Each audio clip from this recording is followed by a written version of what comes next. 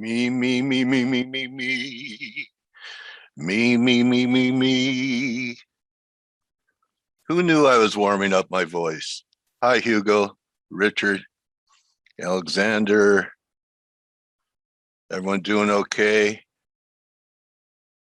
Brock, how are you? Michael. You. Jays, how's everyone doing? Okay, and there's a couple interesting things happening before the inflation number. And I'm going to start off with the Dixie. So not much follow through over new highs here over the 4.5. Took it out by about 7 pips, and we're trading lower. Definitely diverged. It would diverge again if we get a hot number, inflation number. Hello, Steve Surrey. Nice to meet you. And you know what else was pretty impressive yesterday? And while we're all talking about higher yields, huge day to the upside in TLT and bonds. And the 10-year came off pretty good on the daily. We might get a pullback to 145-ish or so. And that's what's taken off the pressure on equities here today. We're digging in our heels for a higher low here. NASDAQ gets back, S&Ps get back over 44.50. It's going to look pretty good for a new high, and a similar scenario at 15.2 for the NASDAQ. So, maybe this ended in ABC and this was 1 and 2 and heading up. So part of the problem's been a strong dollar. Part of the problem's been higher yields, and at least temporarily those headwinds for S&Ps and NASDAQ and equities has disappeared. How are you today, Ryan? Partner, how's it going? Yeah, how's it going, young Dale? You feeling all right? Young, oh my goodness. Canada still looks like it wants 122. Looks like it's rolling over. And besides looks, kind of stalking the dollar for just, a reaction to maybe shake out some of the bulls back under 93.5. The other thing is I really am starting to stalk this crude for a top. When I look at the 2-hour, what holds me back is this. Everyone see this RSI reading here? So if we get another rally up above 82, I'm going to start scaling into the short side of crude, because I think we'll at least test this again. So that also could take some pressure and some of the worries out of the market, the inflation worries, if we got a break in crude. So, the negatives has been, high commodity prices, strong dollar, and, the energy pinch that we're getting here, and gold has taken off. Silver, same thing. So isn't it interesting how the gold fought off a strong dollar, fought off strong yields, and I'm still not long. Isn't that interesting? So I don't know if we're going to get another pullback. If that was it in the dollar, maybe. So gold and bonds were the stars yesterday, which is, you would think would be risk off, but certainly is not risk off today in the markets. What do you think, Ryan? Did we, I was kind of waiting for the euro to, make a new low, and it did. It qualified, and it did not confirm, and it's turning. But, I was kind of, I've missed everything. I was kind of waiting for it to maybe challenge this little wedge line down here. I don't know if we're going to do that now. That's all the way down at 1480. So, why can't we rally back to 1750 and have a little bear market rally in euro? I mean, everyone hates it. I think DSI is 12. Yeah. Okay. What do you think? I think that lower low yesterday keeps the pressure on, keeps the bearish pressure on, because if if a market's going to start putting a floor in, you want to see prior lows held. So just, you know, and even nicking it by a few pips, I think that keeps the pressure on them. And we can't rally. We can't even get up to 1600. You know, 1750 looks light years like away. a mile away. Yeah. Obviously it's still possible. And, you know, if we get CPI falling off a cliff today, you know, that might be a catalyst, but we couldn't move this thing over the poor NFP print. So, you know, it doesn't bode well. I think it's just stuck in the vortex of the crosses. I mean, you know, particularly the yen crosses. Aussie isn't up as much as Euro, so there's, you know, probably a lot of people were you know, a short Euro Aussie or long Euro Aussie, and they're unwinding that because, you know, the Aussie's not doing much here. No, that same thing. It can't get back to that 74 handle, really, can it? You know, that's the main marker here in Aussie dollar, that 74.20 handle, and it's just it can't get close. You know, 73.80, and it runs out of puff. But the dips keep getting bought, so you've got to think, you know, in the opposite way that Euro's made a new low. You know, we're talking short term. Aussie's made a fresh high. So it keeps the pressure on, and it's more likely than not that we get a test of 115 of euro dollar, and we get a test of 74 in Aussie dollar. But it's, as I say, I think the yen's doing a lot of the pushing and pulling at the moment. I mean, it looks disconnected from yields right now. You know, yields down to 156, 155 in tens. And you know, yen pairs are still sitting up near their highs. You know, that's a complete disconnect. Yeah, and just you know, disconnecting gold too really didn't pressure gold. So you know, I really don't hear you commenting much on metals. Or do you trade them, and do you have an opinion on them? A lot of people are still pretty bearish. Yeah, I look at metals just in terms of what's going on in the commodity space. I'll trade it now and again if there's some juicy levels to look at. You know, I don't buy into these days into the complete inflation argument that gold's an inflation hedge and all that sort of stuff. You know, that's what is it anyway? Besides an expensive paperweight, as millennials would say. It's archaic. Sticking in your teeth. Sticking in your teeth. I mean, you know, it's still got it's probably more industrial component than it was before. You know, when you're talking chips and electronics, you know, especially silver, as we know. So in that essence, you know, you've got to look at it more from its use than whether it is an inflation hedge. You know, there's far better inflation hedges out there at the moment. But like you say, you know, it's stuck in a bit of a quandary at the moment, a bit of a sideways action, consolidation, call it what you will. There's no real direction for it. And, you know, as we've spoken about before, you know, gold perhaps isn't the trade anymore. It's Bitcoin's the place where people put their safety money, if you like. And that finally sold off yesterday. You know, we still haven't made a new all-time high. You know, so I guess we have to look at a weekly, but this to me looks like, you know, we may be getting some type of top here on a week. We could end up with a weekly reversal, still a failing rally. It's probably like 88% back. But, you know, people are probably saying it's a layup for new highs. And I don't think it's a layup. I think that if you're, you know, been fortunate to be long once we came out of this wedge, you know, you're still holding it, I'd book it. You know, I'm not brave enough to short it. No, that's the thing. You book the majority of it, and you leave yourself a little bit to play with if it does break higher. And you know, look at Ethereum, you know, not even close to the highs that we had last week, a few weeks ago, while Bitcoin has. And for a while, Ethereum was way outperforming Bitcoin. So I'm declaring a high in Bitcoin today. Timestamp it. And you're wrong over the high of the move. If you have that kind of, you know, if it doesn't bother you to risk $4,000, the high, all-time high was what, 64. Yeah, you have to risk 10 grand to, you know, maybe make 20 or so, but it's still only 2 to 1.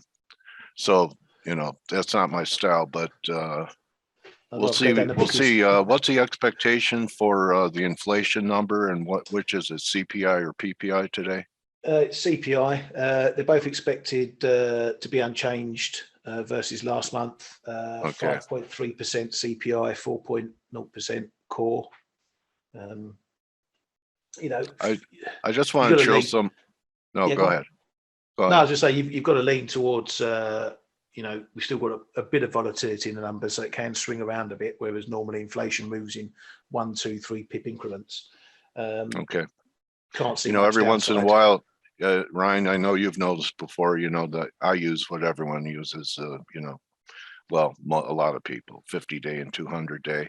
Yeah. And, on the 2-hour time frame, every once in a while, you find a moving average that almost acts like a trend line, Yeah. where you get a couple of hits here and we're putting in a higher low, 14.9 in the NASDAQ. I know people are wondering if they're in a parallel universe, that I'm constructive on the market after being, bearish for 100 years. That, if we get through 14.9, just arithmetically, that takes you up to 15.4, which is almost at new highs. So this 50, or this is a 200 on the 2 hour. Watch that 14.9 level. Yeah, gold is up, Ronit. Good call. And is Stell here, and Blake? Good morning. Good Hello. morning. Good morning, brother. I never thought I'd hear the words safety money and Bitcoin in the same phrase. Yeah, I mean, something that goes up or down 5-10% a day scares the hell out of me. Me too. Especially after Jamie Dimon said that's worthless again yesterday. He doesn't have the same impact that he did last time. It broke when he said that. This time it was in your face, but maybe just, for another day. So yes. What are you thinking here, buddy? Well, first of all, CPI today and the FOMC minutes later on, the market's kind of, I don't know if the data is leaked, obviously never leaked, but the market's trading as if the number is not going to be as expected, maybe slightly weaker. Stocks are up, metals are up, dollars down. I have to admit, go on. Oh, we were going to talk about silver. Still, I'm going to try it down here if it happens in the silver around 22.10. Yeah, we might get there. And then risk the lows that we put in. Was interesting. When the lows were, what September 21st is, and I know most guys laugh at me about. Oh, it's some solar thing, isn't it? No, it was the beginning of fall. Change of seasons, and Gann talks about that sometimes the change of seasons turns out to be a change in direction, just like the weather changes, the weather in the market can change. Anyway, interesting. It always still amazes me that something like that could happen, but you go back to September 21st and we had a lot of turning points. Yeah. So, and sometimes they last until the next season, which is, December 20th or something, when winter starts, the solstice. Well, go long wool in the UK, because we're getting snow by Halloween, apparently. Is it cheaper than cotton? Well, wool is cotton, isn't it?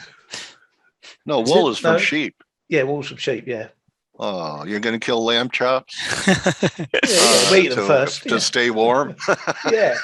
Anyway. Maybe Blake remembers lamb chops. You don't, do you still? No. It was a puppet. Anyway. So data-wise, I mean, we've been saying for a while that we think inflation is going to be sticky and it's going to be high for longer than the Fed. And now most people said, it's going to be transitory. Well, it is turning out not to be transitory. It's been months already and it doesn't seem to be an end in sight. Question though is, you're going to get weak prints every now and then. So, the market's kind of maybe preparing for one today. I'm not sure, but I think we have the FOMC minutes later today. And, I don't want to speculate on the number. I can't really guess what it's going to be, but in the medium term, inflation should be going lower. But medium term is not months from now. It's going to be 2023. Yeah, maybe further than that. But So yeah, so Anything that's on the dollar that is catching your attention? This was a big area. Blake's been talking about this being 38% back, and getting above it would be constructive. This is kind of sloppy. I mean, it could pop again. If it does, I'm going to sell it. So, one thing to keep in mind if you're a dollar bull, look at the weekly.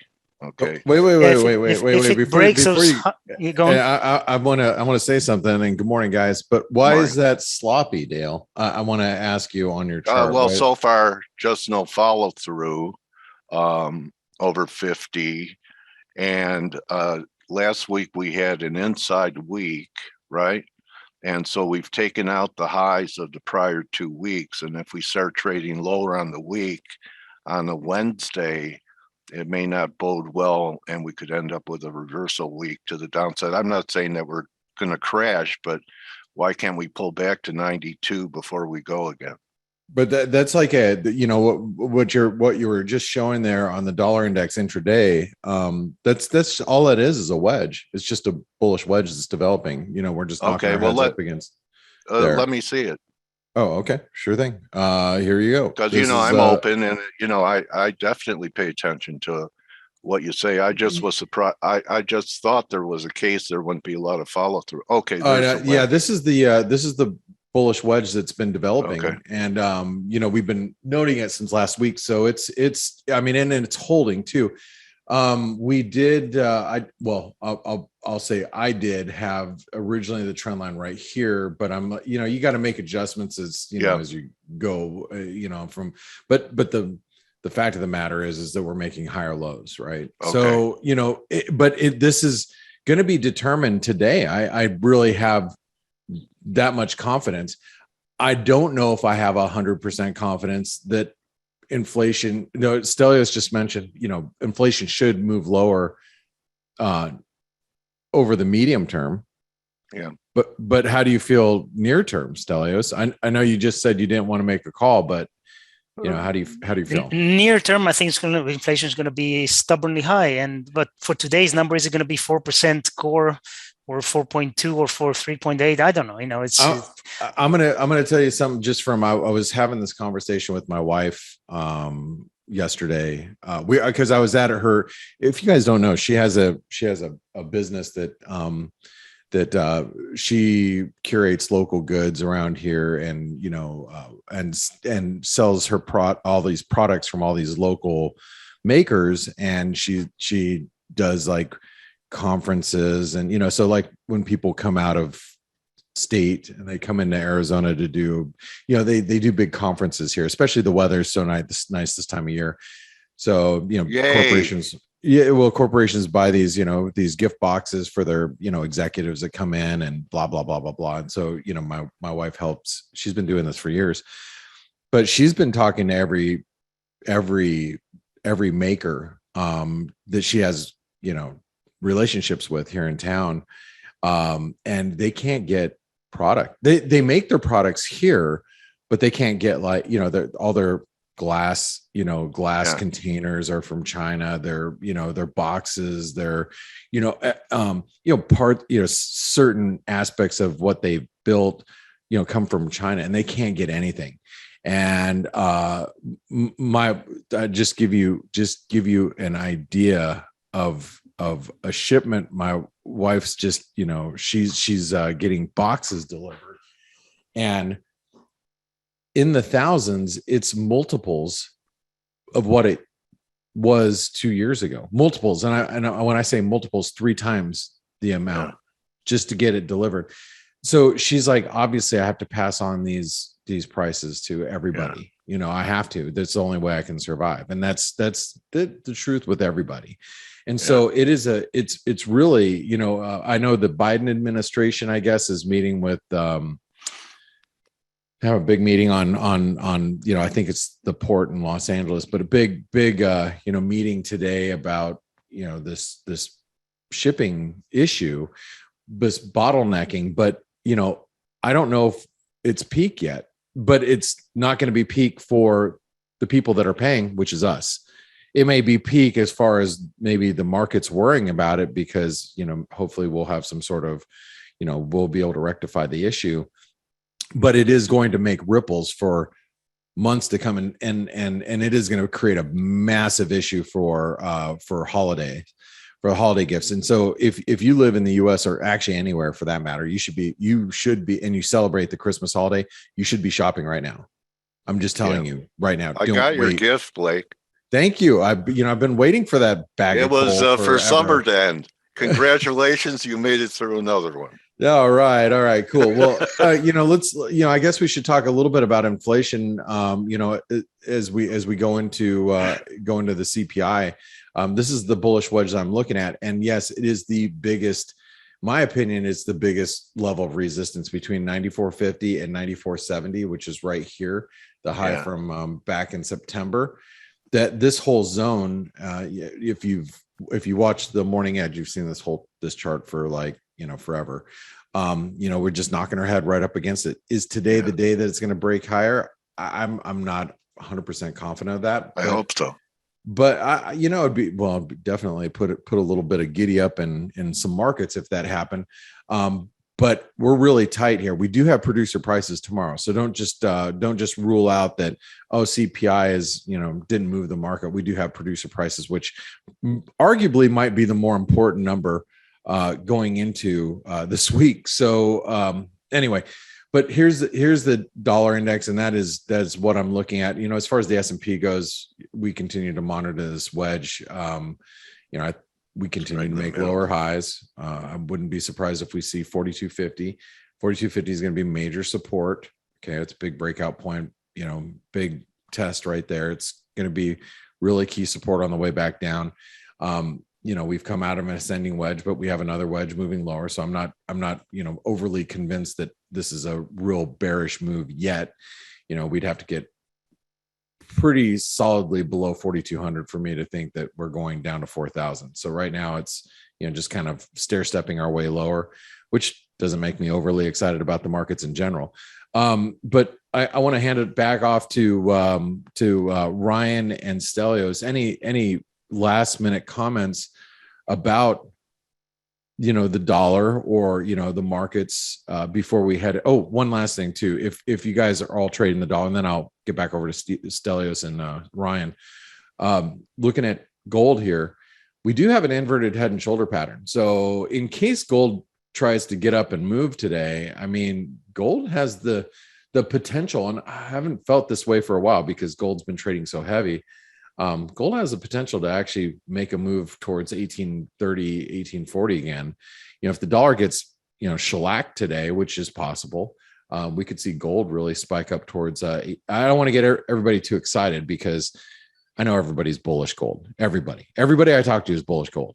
And I talk to a lot of people, a lot of quote unquote economists and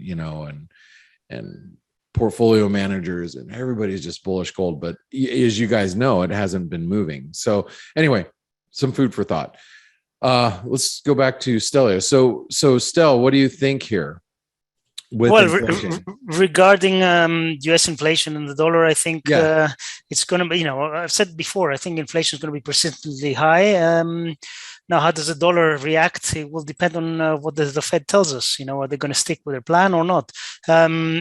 What I wanted to mention today was the pound, because we got some data today out of the UK. GDP was better than expected. Manufacturing production, industrial production, it was all green. So the market's kind of starting to get ahead of itself a little bit. We're pricing, as I said yesterday, we're pricing a full 15 base points hike by December, which takes us to 0.25, and then starting to price more in early 2022. I think this will probably continue, and we'll see. I've been talking about this for a while. I think we'll see Euro pound the 83s, and then stop. Yeah, kiss my butt. Okay, continue on. In the short term, we can do whatever we want, but I'm not talking today or tomorrow. Ryan's laughing because Ryan's short the euro sterling, and I'm sure he was feeling, when we were up here, I've got a core long, he's got a core short. my core long is like right here, and I don't know your core shorts from like years ago, Ryan, and I know when it was trading up here, you were, you know, and I was like, I did take some profits up here, but when it was trading up at this 86 level, you're probably, you know, when it was, Smashing I was it. like, oh, you know, looks bullish, and you're probably like, kiss my butt. So I just had to say it. I had to get it off my chest. Yeah, anyway, I think we're getting there, and I think that's when the next leg is going to come, and I think it's going to take us to probably 90. But we have time. We still have time for that. Okay. So well, let's turn it back over to Ryan really quick before I have to say kiss my butt again, Stella. So Ryan, how are you feeling about the inflation data going into today, and the dollar and where we're at with the S&P, yada yada yada?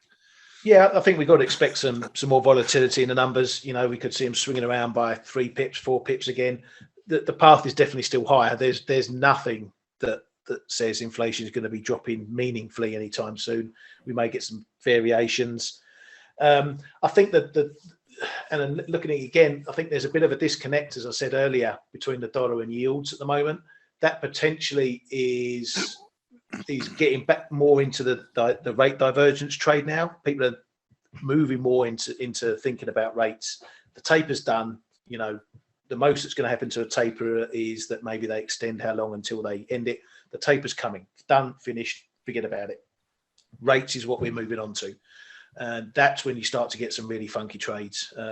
One of the things I'm getting an itch for is going long Aussie dollar, because I want to fight the RBA in their 2024. Wait, did you say you want to go long the Aussie dollar? Yeah. It's interesting. I was actually just having a Twitter message conversation with one of the guys that I used to trade with for years, and he's getting bullish the Aussie against crosses. He's not playing the Aussie on, you know, against the dollar. We were just talking about some of the more complex, you know, commodity crosses. But anyway, I'm sorry. I since you mentioned that, I said I was just thinking, wow, that's interesting. I was just messaging him 30 minutes ago. So yeah, what are you thinking? That's my query as well. Well, my question at the moment is what to buy the Aussie against. So that's what I'm currently going to get my head down in the chart. But I've been calling, to put it politely, I've been calling bollocks on the RBA's 2024 call for rate hike. I reckon they might even be hiking as soon as next year, like everyone else. Okay. All right. So that's how you're playing it. That's interesting. That's how he is thinking about it too. And he was looking at the Aussie Canadian. He thinks the Canadian might be a little overbought here in the near term. Yeah. So, you know, I mean, you can clearly just by it, and I haven't looked at this chart in a while. He just did mention it to me, and we were, you know, kind of chatting about it. But even just from a risk reward perspective on a, you know, just on a range basis, you know, I mean, it's clearly at the bottom of a range if you want to trade it into the range. So it's just some food for thought, just because you brought it up, and I was like, it's interesting. Okay, we are about 2 minutes away, less than 2 minutes away from the data. So I'm going to pull up, you know, this dollar yen has been so strong, and we could have a probably a, you know, 2 hour long conversation about, is the dollar yen a yield or yen or dollar, or, you know, what type of move is it? But regardless, it's bullish, right? Euro continues to trade below 115.70. It still trades heavy. I know, you know, we get bounces intraday, but, you know, you can see how heavy it is. I'm going to monitor the US dollar, Japanese yen as we go into this data, because it should be the most clearly reactive to the CPI data. Now, if you guys want to, if you guys are Forex Analytix subscribers, make sure you go over to where it says, the news flow is the live blog, just so you guys can, anybody can access that. I'm just prepping that now, so you'll see that pop up. All right, and then if you go to calendar, you can click here where it says open data flash, and so I'm going to move that out of the way into my other screen. Then I'm going to bring it back. What a great website! It's just, you know, it's got everything. It's tools for the individual trader, you know. Yeah, so it's a great website. Thank you. Appreciate it. We've worked hard, as you know, Dale, over the years. Yeah, spent a lot of money on it. Yeah, That's all a of us lot of except money. Steve. Steve's done nothing. Oh, Steve yeah. doesn't do anything. Oh, Okay. Steve, are you here? Oh, he He's is not. here. He's not. Oh, he's not. No, he's Okay. not. That's Okay. when we only talk about him when he's not here. Okay. In line. Actually, you're a CPI 5.4 core CPI in line. So I don't think that's gonna do Yeah, it's not going to really move anything, 4%. right? Yeah. No, I mean, month over month, it moved up. It ticked up a little bit, but I mean, it's in line with expectations. Stocks are not moving much. The dollar's not moving much. So I guess maybe what we can look forward to is, like I said, tomorrow's Pub? producer prices might be more of a mover. So, And the minutes as well. oh yeah. Well, what are the minutes going to tell us that we don't know? I mean, I'm playing Yeah, devil's you're right. advocate Yeah. here. I mean, you know, I know what the Fed's thinking over the course of the next few months. I don't, you know, over the next 7 or 8 months, I think I know what the Fed's thinking, that they're going to just start tapering. So, I mean, are we just going to find out that the taper is going to happen sooner rather than later? Because I know what that means. If it happens a little bit later, the dollar amount's just going to be higher. So, you know, when does it start? I mean, are we going to get an idea from the minutes? I don't know. Maybe. You might get a bit more on the voting intentions, but you know, the Fed minutes used to be a big thing, but now we get Fed speakers, you know, 5 times a day, and each one speaking right. 20 times a month. And you're right, Ryan. In every meeting we have a presser, so it's like, okay, you know, but I think that's the gist of it, right? And once we get past tapering, you know, maybe the minutes are going to matter a little bit more, because we can see at what if the Fed is to raise rates moving forward. That's a big if. You know, what's the what's going to be the pace of that, and maybe we'll pay attention more. But as far as tapering goes, we know what we know, and I don't think there's anything that we don't know. So anyway, Well, we don't know what we don't know. We don't know, but you know what we don't know is we don't know what producer prices are going to bring tomorrow, and we also don't know when you know, Forex Analytix is going to pull down the pricing from the special offer that has been out for, you know, it's supposed to be done on the 10th. We had a couple of people that are just wrapping up their method of payment, so we're going to be pulling this down. So it's up there for now, but it'll be leaving. So you guys take advantage of that while it's here, because once it's gone, you probably won't see it for several months. So that's the special pricing that we have for the Forex Analytics system. And make sure you guys also visit our webinar sponsors. You know, visit Forest Park FX. If you are not receiving you know, cashback rebates from Forest Park, you're not figuring out how to get Forex Analytics for free, I actually have a check that's sitting on my desk right now that I have to go deposit. It's only one of the only kind of checks that I actually get in the mail. So it's cool. I get it from my trading, which I never had before, but Forest Park made that possible, and we've been using them for years. I just now got the chance to start using them like that. Steve's been getting those cashback rebates for like the last 3 or 4 years now. So anyway, great company to work with. I'm going to turn it over to Dale, because Dale, you have an interview. Carly's with us today. Cool. Carly Gardner. All right. Well, have a great interview, and hope you guys have a wonderful conversation. Stelios, kiss my butt. Ryan, have a great day. I'm just kidding. You know, Love you too, bro. Until you say you're bullish the euro sterling, I'm just gonna say kiss my butt. All right. So Carly made a great call on rates last time she was here with us. So looking awesome. forward to Well, speaking make sure with everybody sticks around. Okay. Okay. Thank you, Blake. Thanks, and guys. Stell and Ryan, Bye, Dale. best team on the net, the dream team, and welcome back, Carly. How are you? Waiting to hear your voice. I'm here. Thank you. Good morning. Good morning, Carly. You made a couple of nice forecasts Well, thank last you. time we were on. You know, one of them, you know, you were getting some angry tweets because you were looking for lower yields, and they bottomed at 113, maybe just a little above what you were looking for, but they definitely directionally you were right. And if you want to share your screen, Sure. I'm interested in what you're seeing now. For Okay. our audience today, Carly implements option strategies with her forecasts of market direction, and interested in, what's on the radar for you right now. Okay, Sure, there you go. absolutely. So you're friends with Jim Cramer. I am, yes. Jim Okay. is a good friend of mine. He's a nice guy. First, I just want to let people know who I am real quick, and then I'll Okay. take a look at the charts. All right. Carly Garner's my name. If you have any questions, comments, concerns, here's how to reach me. I am a futures and options broker, so probably have a little different perspective than a lot of people you have on this show. We basically run a boutique brokerage shop. So we offer services like trading services. We provide people with trading platforms, give them advice, guidance. We answer our phones, which is something that's rare. Wow. I Well, you're know. back It's in the totally 20th crazy. century. It's insane. So that's what I we think do. it's great. All Everything's right. relationships, isn't it, Carly? Oh, it absolutely it is. It is. So, I mean, So how do you it's a form a good time. relationship with phone prompts? Exactly. And Yeah. I mean, the reality is there's a lot, the futures markets are, it used to be when I first started in the business in the early 2000s, it was something that only a select few people with money or whatever had access to it, or most people just didn't know how to participate in the futures markets or didn't have access because it's a little more complicated as far as logistics and getting the accounts open and things like that. But nowadays, that's not the case. Nowadays, literally everyone with a computer with some, minimal requirements can open a futures trading account, which is great.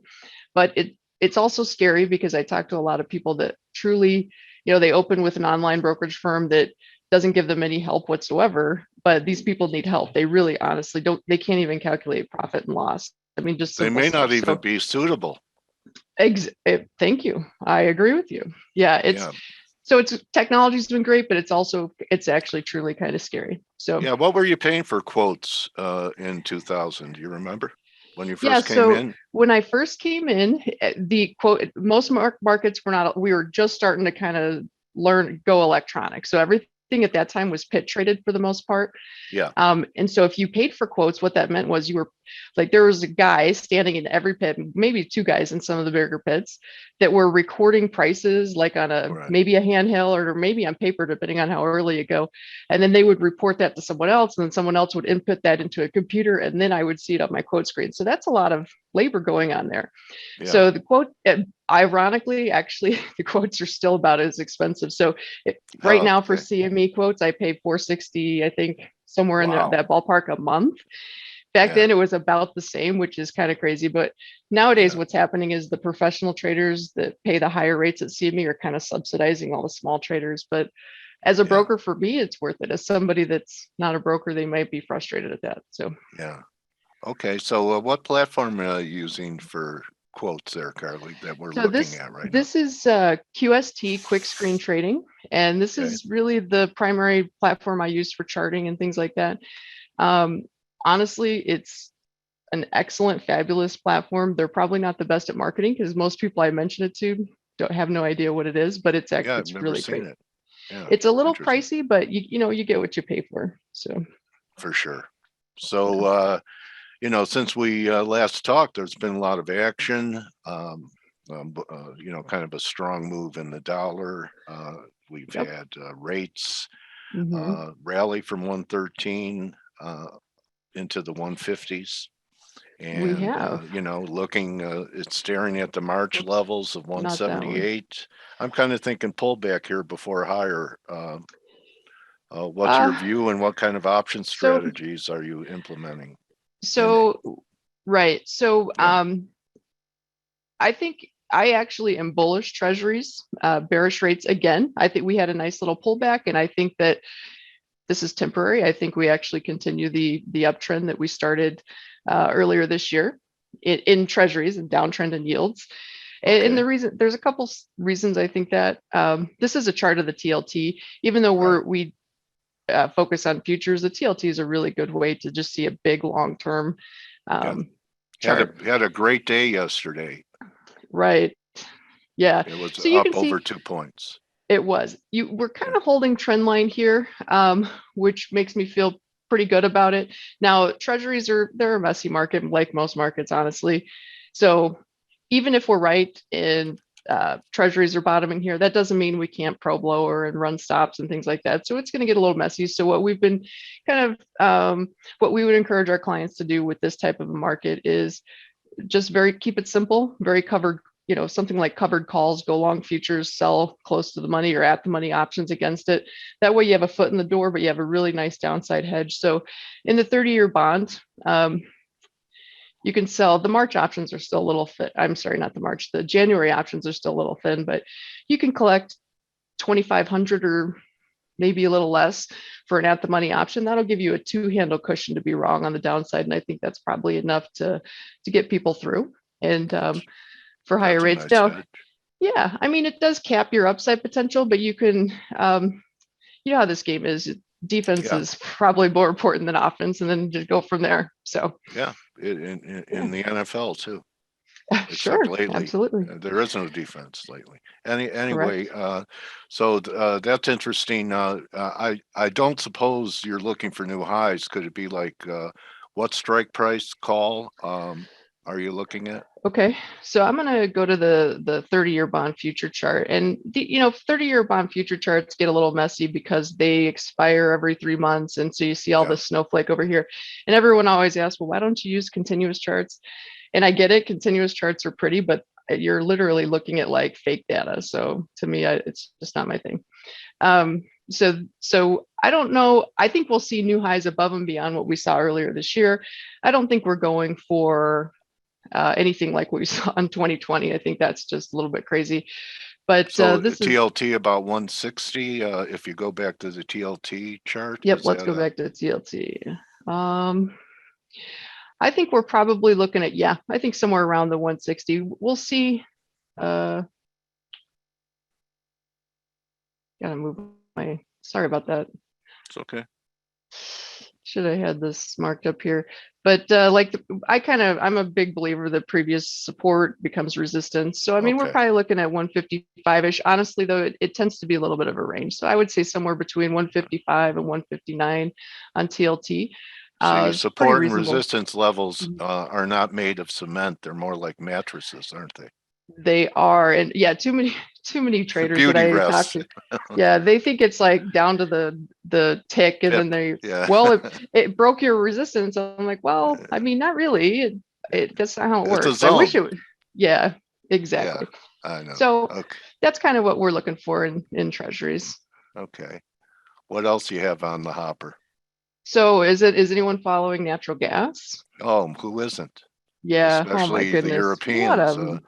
What a mess. What a mess that market's been. So natural gas has not been necessarily our friend lately. We actually, I had a good feeling that natural gas was going to 650. We actually went on Jim Cramer, he used our analysis and said nat gas is going to 650. It literally did exactly what I thought it was going to do. And somehow the trades just freaking did not work. It's the thing about the nat gas market is when it starts moving, the option in this case, it was actually more dramatic than any, like the VIX on not the VIX, that's the wrong word. The implied volatility on natural gas options exploded to 140. I mean, you can imagine the chaos of the VIX being 140 in the S&P. It was like that. Yeah. So the option market basically became broken. So we had bullish strategies, but it didn't matter because deep out of the money options were gaining more value than at the money options. I mean, just total chaos. The puts, as the market was going up, puts were gaining value. So like any bullish spread you had on, kind of just lost money, even though it was in you the were right right direction. The market and the efficiency of the vehicle of the options market is what hurt you. That's very aggravating. It was frustrating. Well, and the worst part is I just mentioned in the bonds, the covered call idea. We had some clients that we had in with covered calls. So we were long futures and short near the money or at the money calls against it, which in a normal functioning market, your delta is basically 50%. So as the market goes up, you make money, not as much as you would if you were just naked long, long futures, because the option gets in the way, but you get the time value and it tends to work out pretty nicely usually. But in this case, the at the money options were gaining in value as much or more in some cases as the future, which really shouldn't happen, but it did. So but the good news is if you have enough margin and time, you can wait these things out and they usually work each other out. Let me show you the chart that we're looking at here. Okay. So, and this is just actually just to kind of give you an idea of how much volatility we've gone from. Like natural gas is known as the widowmaker for a reason. It's quiet until it's not, and that's kind of what we've seen. We went from this kind of normal volatility to seeing these swings that you see here are basically, let me see if I can get my calculator out here. Like 1 day swings. This is per contract, $7,000-8,000 in both directions per day. So it's really easy to get chopped out and messed up and that. So we'll see how things go. My personal opinion of nat gas is like we've got two things going on. We have fundamentals here in the US, which quite honestly are not necessarily that bullish. One of our attendees is making the point that there's a persistent large net short position. Yes, By that is. who is the net short? Is it commercials? No, large specs. Oh, sorry. Large specs. Okay. Yeah, and we had pointed this out. So that's I'm glad that he mentioned that. So the interesting thing about this whole move is usually when natural gas starts seeing a really big short position, it's when the market's at a trough, like here or, down here. In this particular case, the really big, large net short position accumulated up here around about $4, somewhere in here. Mm-hmm. Everyone just went heavily short. And so that's why we kind of thought, hey, something's not right. The market's high. We're at a multi-year high and everybody's already short. That's kind of a recipe for disaster. And that's exactly what happened is we got a really big short squeeze here in the US, which was probably triggered by everything going on in Europe and so on and so forth. According to the last COT report, traders are still pretty heavily short. We've wiped out a lot of it, but not all of it, which tells me we may have one more test to the highs somewhere. I don't know if I don't think we'll see a new high. I think we could get up around $6. I'm just hoping it's a little more civilized so that traders could, actually do something with it, but we'll see. This is just for perspective. This is where we are. So a lot of people are looking at this and thinking, and this is why the option market went berserk also. We see in Europe, natural gas prices basically roughly over 20 is kind of how it's been. I'd want to trust Vladimir for my nat gas supply this winter. How about you? Oh, no, absolutely. It's really amazing. He's a humanitarian. It's totally amazing how things have changed just in 8 months in the energy space. It's really crazy.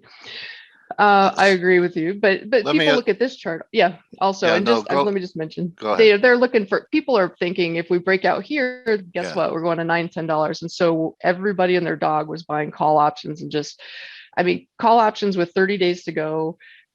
Strikes of $12, $14, $15 are going for thousands of dollars. It's just totally insane. Yeah. So why don't we get to something dull? Like precious metals seem to be trying to bottom here. I mean, they held up pretty well with a strong dollar and higher yield, and they're higher today. I was wondering what you're thinking here. I agree with you. I think they are bottoming. Metals are kind of mean. They're the type of market that it makes it.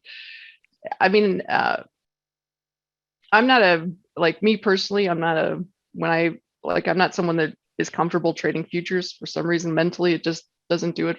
Like it stresses me out and I worry about stops getting hit and things like that. So I prefer options. So this is a way to do it. The thing about silver you could be wrong for a day or a week and still get paid. Correct. And in your mind, like this is an option trade we put out to our clients a week or two ago. I can't remember the exact date, but you get the idea. And the idea is we basically want to be long silver. So we could buy a 2250 call, which is a little in the money at this point. Sell the 2350 call. So it's just a plain vertical spread, but instead of paying for it, we sell a 20 put to mostly cover the cost. So I don't remember the exact cost to get in. It was maybe $500, somewhere in there. Maybe 8 cents, 10 cents, somewhere in there. But can you make $5 grand if you captured the buck? Yeah, Okay. so if you held all the way to expiration, at this point, I think it's maybe 58 days somewhere in there to expiration.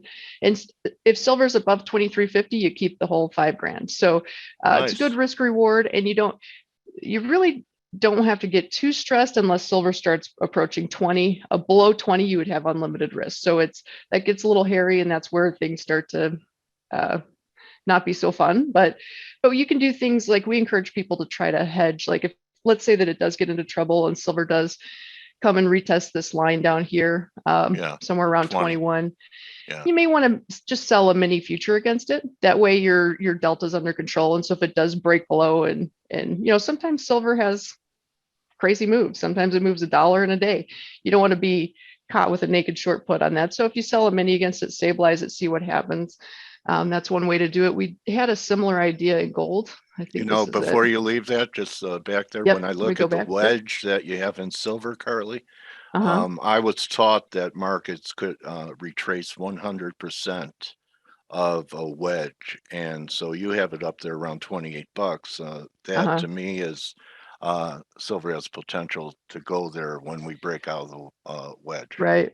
I think it does too. The problem was not the problem, but the thing about silver is it scares people out first. That's Yeah. just the nature of it. It'll look like it's literally going to $10 and then one day and Yeah. then the next day it starts Right. making its way to 28. So it's a wild one. Anyway, it's But a great look, nice looking chart. I do you do nice technical work. Thank Okay, so you. gold, here we are. Yeah, so this is very, very similar position in gold. It's the same idea. Yeah. We're selling premium below these kind of wild spike lows. Yeah. Because if, chances are gold's probably going to stay above that. Maybe it won't, but that's pretty, I don't want to say safe. That's not the right word, but that's a reasonable place to sell Oxymoron an in option. trading. Yeah, exactly. So we sell that put to pay for our call spread. I think this trade we were able to get into for a few $100. So if the market trades sideways, I should mention on a strategy like this, if the market trades sideways and doesn't go anywhere, no harm, no foul. The premium erosion on the two short options, the short call and the short put, cover any premium erosion on the call. So it's no stress. If it goes up, you make the whole $100, so 10 grand possibly, if we're above 1850 at expiration. So it's a nice risk to reward, assuming gold doesn't crash. The risk of that is if gold crashes and you're stuck with a short 1675 put, but same thing, you can hedge with short futures. It does get messy and hairy sometimes, especially especially when things are moving quick. But do you have a rule of thumb, Carly, on I think the biggest mistake people make in options, besides not taking in premium, is not buying enough time. That things always, for me, seem to take longer than I think they will, and I may think I'm buying a lot of time, and then in a few months it's not as much time as I think I need. So correct. And then what happens with that is, let's say you put on a spread or a trade, whatever it is, and your options expire after a couple months, and then you think, well, it didn't work. I'll just move on. And then literally a week later, it does it. I've seen them the day after expiration. Yes. It's amazing how they could peg it.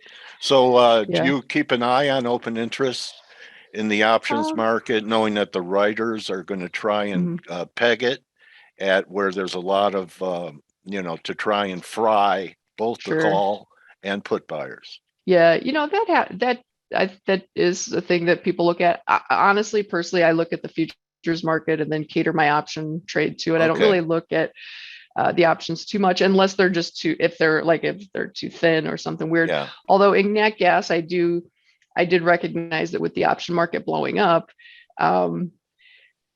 kind of the pain trade in natural gas is because everyone's buying call. The reason puts gained in value as natural gas went up is because everyone's buying puts, right? Everyone thinks the market's going to crash like it has historically. And then other people think it's going up. So everyone's buying calls and puts at crazy prices on both sides of the market.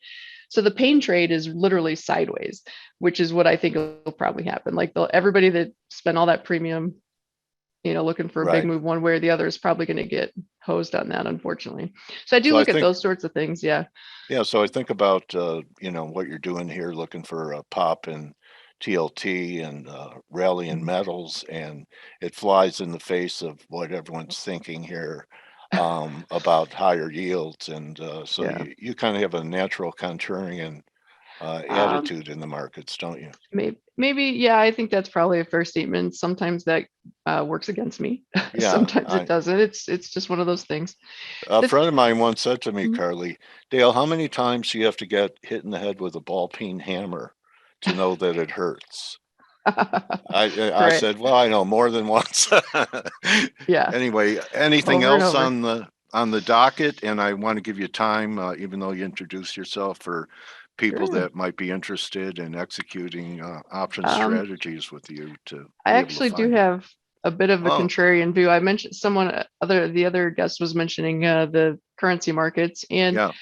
um, for most of this year, I was bullish the dollar, but the way that it's behaving now that we've had this little rally it Mhm. makes me really kind of question it. To be honest, I actually think that, at least for now, I'm not talking forever, but the next couple of months, let's say, I think there's a pretty good chance that the dollar kind of rolls over and the euro makes a move higher. Now, the nice thing about the euro is the currency market has actually been very low vol for quite some time now. So Yeah. the options are cheap. So if Yeah. you want to play the upside in the euro, like we put out an idea to our clients to just buy cheap calls, like buy 118 calls for December. It gives you a couple months in the market. You don't have to spend more than $300, $400, $500 on it, just to have a foot in the door. Or if you Are want to get they a little more, futures options yeah, based on the yes. euro I'm future? sorry. Okay. Yeah, All right. futures options. Another way Mhm. to do it is to just go long the future, but then buy a put option underneath, which is what we've helped some clients do also. So that way they're long the future, but they have an insurance. So if this support does break and things start to melt down, you spent I think for $300-400 you can get decent insurance to limit your total risk to maybe 1,000-1,500, and that way you get a long futures contract without having to lose sleep at night. So Okay. Another great interview, Carly.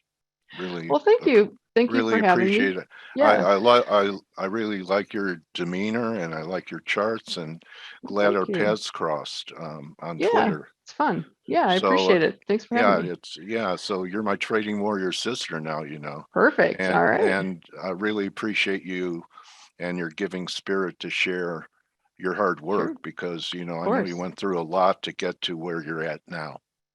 We all do. It's yeah, you know how it is. You know the grind. Yeah. It's a grind. I hope you have a great fall trading season, Thank and you. that all your strategies come home for you and your clients, and I hope look so. forward to getting back together with you in a few months. Thank you. I appreciate it. All right, everyone. Next time. Carly Garner, and you could find her. There's her website. Mhm. Go ahead and give them Yep. it's thecarlytrading.com. Correct. decarlytrading.com. That's us. You can sign up for a free trial of our client newsletters, kind of see some of the things that we're doing. There's a lot of educational material as well that's free. We think, an educated client is the best client. So we like to put a lot of information out there. Yes, plus it doesn't take as much patience to work with them. Well, you got that So, right. well, That is true. That's true. I'm not going to lie. Yeah, thank you so much. It takes a No lot of problem. patience to teach, doesn't it? It does. Yeah, it does. Thank you so much, Carly. Thank Have you. a great day, Appreciate it. and You too. I'll send you a little note, and we'll set up another Sounds time good. down the road. We'll All be right. here. Thank you. Thank you, everyone. And thank you, Carly. And remember, don't just count your option strategies or your crypto, and be careful in Bitcoin up here. And don't just count those, count your blessings. If you're out there shooting and speculating, you're in better shape than most of the people out there in the world. And, appreciate what you have. I once heard that happiness is you're happy wanting what you have instead of having what you want. So think about that. And I'll see everyone tomorrow. Adios.